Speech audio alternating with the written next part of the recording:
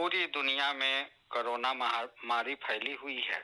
हमारे देश में अभी स्थिति बहुत अच्छी है, क्योंकि माननीय प्रधानमंत्री जी द्वारा जो कदम उठाए गए हैं लॉकडाउन का, उसका बेहतर परिणाम हमारे देशवासियों को मिला है।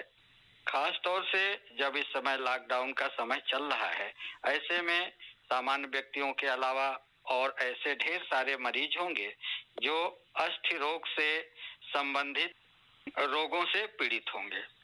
हॉस्पिटल भी जो नए मरीज हैं उनको कम देखा जा रहा है, लेकिन जो पुराने मरीज हैं जो अपनी दवा करा चुके हैं, ऐसे मरीजों को टेलीमेडिसिन के माध्यम से उन तक सूचनाओं को पहुंचाया जा रहा है और उनकी देखभाल बेहतर घर पर रहते हुए करने की सलाह दी जा रही है। इसी से संबंधित समुचित जानकारी देने के लिए टेलीफोन लाइन से आज हमारे साथ जुड़े हुए हैं बीआरडी मेडिकल कॉलेज गोरखपुर के वरिष्ठ अस्थि रोग विशेषज्ञ डॉक्टर अशोक कुमार यादव जी। सबसे पहले आपका फोन लाइन से जुड़ के जनता से बात करने के लिए आपको बहुत बहुत धन्यवाद। लॉकडाउन के समय बीआरडी मेडिकल कॉलेज अस्थि रोग से जुड़े हुए मरीजों के लिए क्या कर रहा है? मेडिकल कॉलेज अपने तरफ से जो भी व्यवस्था कर सकता है, उसमें प्रमुख रूप से जो आकस्मिक और आपातकालीन सेवाएं हैं उनको अभी भी जारी रखे हुए हैं। जो मरीज किसी भी परेशानी से हड्डी से संबंधित है, चाहे वो फ्रैक्चर का हो, चाहे वो गठिया हो या कोई और परेशानी हो, उसके लिए मरीज अभी भी संपर्क कर रहे हैं वहाँ पे और उनका विधिवत पर्चा बन रहा है और उनको देखा जा रहा है। डॉक्टर साहब, ढेर सारे मरीज ऐसे होंगे जो पहले दिखा चुके होंगे और लॉकडाउन में फंसे होंगे, जो आप तक नहीं पहुँच पाते हैं, यानी बीआरडी मेडिकल कॉलेज तक नहीं पहुँच पा रहे हैं और जोड़ के विभिन्न बीमारियों से पीड़ित होंगे, उनके लिए आप लोग क्या सुझाव दे रहे हैं? विनय जी, ऐसे जो मरीज हैं जो किसी वजह से नहीं आ पा रहे हैं, हालांकि मरीजों के आवाजाही पे तो बहुत रोक नहीं है, लेकिन फिर भी अगर कोई मरीज नहीं आ पा रहे हैं तो उनको हम लोग यही सलाह देंगे कि जो भी उनकी पिछली दवाइयां चल रही थी उसको अपने मोबाइल फोन से, स्मार्टफोन से उसका एक फोटो खींच के और व्हाट्सएप करें या जो हमारे टेलीमेडिसिन डिपार्टमेंट है उस पे भेजें। निश्चित रूप से अगले दिन उनको समुचित राहत दी जाएगी।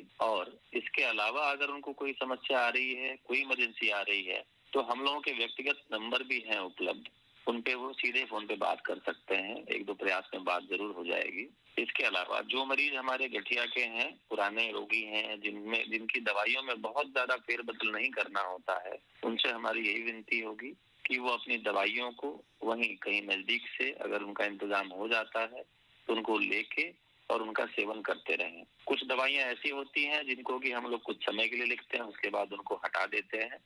उन दवाइयों को न लेके जो लगातार चलने वाली दवाइयां होती हैं, जो लगातार बताए गए परहेज होते हैं और शरीर के लिए, जोड़ों के लिए जो कसरतें होती हैं, उनको जारी रखना चाहिए। खास तौर से गोरखपुर बीआरडी मेडिकल कॉलेज का बहुत अच्छा प्रदर्शन रहा है जोड़ एवं घुटनों के प्रत्यारोपण में। जी, जिन मरीजों का घुटना या जोड़ प्रत्यारोपण हुआ हो और वो लॉकडाउन के स्थिति में नहीं आ पाए हों, उनको किस तरह के कसरत या किस तरह के दिनचर्या या सावधानी बरतने की जरूरत है इस समय? जिन मरीजों का उपचार हुआ है, जिनमें कि कूल्हा और घुटने का प्रत्यारोपण हुआ है, उनसे मेरी यही विनती और सलाह होगी कि वो जो भी व्यायाम उनको बताया गया है बैठ के करने के लिए, घुटने की कसरत, घुटने के नीचे तौलिया रख के उसको दबाना, एड़ी के नीचे तौलिया रख के पूरे पैर को सीधा रखते हुए उसको दबाना और जमीन पे उकड़ न बैठना, पालथी लगा के न बैठना, ये सारे एहतियात वो बरतें। ऐसा करने में अगर उनको कोई समस्या आ रही हो तो वो जरूर बात करें, लेकिन अपने शरीर के बाकी सारे जोड़ों के लिए जो निर्धारित कसरतें उनको बताई गई हैं उनको अवश्य करते रहें और साथ में प्राणायाम भी करें। खास तौर पर जिनकी उम्र ज्यादा है वे लोग भी घर से कम बाहर निकल पा रहे हैं, जो अपने दिनचर्या में सुबह टहलने का कार्यक्रम रखते थे, या ऐसे लोग जो अपने कार्यालयों में जाते थे या इधर उधर अपने कार्यों में व्यस्त रहते थे, आज सब के सब लोग अपने घरों में हैं और खाना खा रहे हैं और इसके वजह से संभावना है कि अगर वो अपनी नियमित दिनचर्या पहले की तरह नहीं कर पा रहे हैं, उनके शरीर में किस तरह की दिक्कतें हो सकती हैं हड्डी रोग से संबंधित। जी विनय जी, ऐसे में आदमी जो घर में ही बिल्कुल निषिद्ध है और अपनी जो प्रतिदिन की दिनचर्या थी वो नहीं कर पा रहा है, जिसमें कि उसकी थोड़ी बहुत ऊर्जा खर्च होती थी और शारीरिक श्रम भी हो जाता था, जो नहीं हो पा रहा है, ये तो सत्य है। लेकिन इसके साथ मैं आपको बताऊं कि अपने परिवार के सदस्यों के बीच में बैठ के और उस सकारात्मक ऊर्जा को इस तरीके से लें कि हाँ ठीक है, चलिए हम एक साथ बैठ के सबके लिए एक ऐसी कसरत है, प्राणायाम है या योगा है, इसकी हम प्रैक्टिस करें और इसका बहुत फर्क पड़ेगा। मैं आपको बताऊं, कई बार ऐसा होता है कि दवाइयों की भी जरूरत कम हो जाती है जब हम एक साथ बैठे हैं और वो जो भी हमारे लिए निर्धारित किया गया है, चाहे वो प्राणायाम हो, चाहे हमारे घुटने और कूल्हे की कसरत हो, चाहे हमारे रीढ़ की हड्डी में दर्द की कसरत हो, उनको मजबूत करने के लिए जो मांसपेशियां जो है उनको मजबूत करने के लिए जो कसरतें हैं, अगर हम वो करते हैं तो हमारे देखा देखी और भी लोग करते हैं, हमारे जो वरिष्ठ हैं और हमारे कनिष्ठ हैं, तो जो संभावित मरीज हैं वो भी ठीक होने लगते हैं जिनको आगे होने वाली दिक्कतें हैं, और जो सच में जो मरीज थे जिनके लिए ये बताया गया था, निर्धारित किया गया था, उनको तो फायदा होता ही होता है। तो इस बात का बहुत फर्क नहीं पड़ना चाहिए कि लोग अपने घरों में निषिद्ध हैं और उसी में बैठे हुए हैं और कोई शारीरिक श्रम नहीं कर पा रहे हैं। मेरी उनसे विनती होगी कि वो जरूर कसरतें करें, जो भी निर्धारित किया गया है, दिन में 2 बार या 3 बार, आधे आधे घंटे के लिए या 20-20 मिनट के लिए, जो भी बताया गया हो उनको करके बाकी सदस्यों के साथ इसका आनंद लेते हुए करें। मैं तो यही सलाह दूंगा उनको। जो कोरोना की महामारी चल रही है, उसमें लोगों को सुरक्षित घर में रहने के अलावा और कौन कौन सी बातों पर विशेष ध्यान देना चाहिए, क्या क्या सावधानी बरतनी चाहिए? इसके लिए केंद्र सरकार ने भी अपने जो कुछ दिशा निर्देश जारी किए हैं और जो राज्य सरकारों ने भी दिए हैं, हम लोगों को पूर्णतः उसका पालन करना चाहिए, पहले नंबर पे। दूसरा ये कि हमको अपने स्वास्थ्य का, अपने परिवारजनों के स्वास्थ्य का ख्याल रखना चाहिए। वो ख्याल रखने में सबसे पहली चीज आती है कि हम नियमित सोएं, नियमित जगें, अपना आहार और अपना विचार ठीक रखें। दूसरा ये है कि हमको अगर कोई सलाह दी जाती है, अगर हमारे घर में हमारे किसी भी पारिवारिक सदस्य की कोई भी तबीयत खराब होती है, किसी चीज से भी संबंधित उनको परेशानी होती है, तो हम उचित सलाह जरूर लें। और ऐसे में जो हमारे पुराने जो परंपरागत नुस्खे थे इस कोरोना से लड़ने के लिए, उनकी महत्ता बढ़ी हुई है, तो हमको पुनः उस चीज पे जाना चाहिए।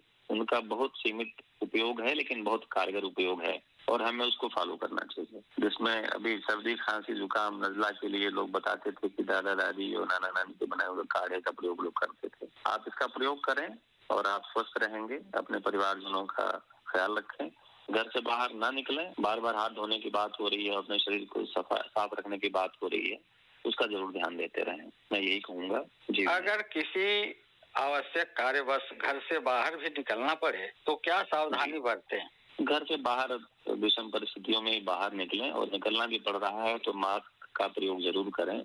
इस बात पे बहुत ज्यादा विचार करने की जरूरत नहीं है कि ये मास्क कौन सा है, कितना इसका साइंटिफिक इफेक्ट है, कि N95 है, कि 65 है, कि N100 है। इस पे बिना विचार किए, जो पूर्वांचल में एक प्रचलन भी है कि हम लोग जब कभी धूप में बाहर निकलते थे तो गमछा बांध के मुंह पे चलते थे, तो ये तो नहीं कह सकते कि वो बहुत ज्यादा बचाता है, लेकिन उसका प्रभाव जरूर कम करता है कि अगर हमको किसी से होने वाला है कोई भी वायु जनित या जिसको आजकल एरोसॉल जनित कहते हैं रोग या विषाणु के फैलने को, तो हम जरूर कम कर सकते हैं, अपने से दूसरे को, दूसरे से अपने को। तो मास्क का प्रयोग जरूर करें। जरूरी नहीं कि वो मेडिकेटेड मास्क हो, तो हमारा गमछा, हमारे रुमाल, हमारा तौलिया भी हो सकता है। और कोशिश करें कि जल्दी से जल्दी अपना काम समेट के और अपने घर वापस। डॉक्टर साहब, अगर आपका कोई पुराना मरीज है जो मेडिकल कॉलेज आया हो और उसे पता नहीं है, उसे कुछ आवश्यक थोड़ी बहुत सलाह की जरूरत है, तो क्या आप अपना नंबर बता सकते हैं कि कभी आपातकालीन स्थिति में आपसे बात कर सके घर बैठे? जी बिल्कुल, आप